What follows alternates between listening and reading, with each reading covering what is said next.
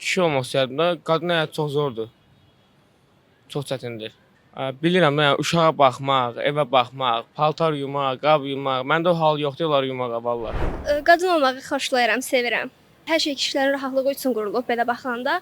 Amma mən öz qadın olmağımı sevirəm və yenidən dünyaya gəlsəm yenə də qadın olmağı sevərəm, istəyərəm. Erkek olmak isterdim. Yani belli bir sebebi yok. Böyle düşünüyorum. Evet, kadınların hayat daha zor.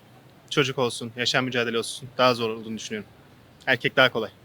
Düşünürəm ki, hər iki cinsin də özünə xas çətinlikləri və asanlıqları var.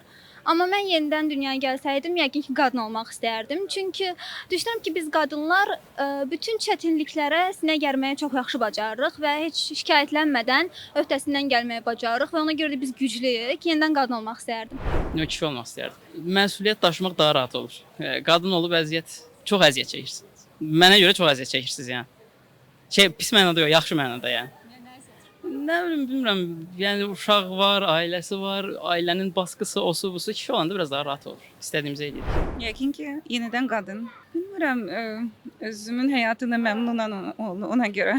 Qadın olduğuma fəxr eləyirəm və adamdan asılıdır. Yəqin ki, hər hansı bir məqsədin varsa, o məqsədə uyğun gedirsənsə, həyat çətin olmamalıdır. Kişi. Razıyam hər şeydən. Qadınların həyatı çətindir sizcə? Məncə hə. Ona görə kişi okeydir.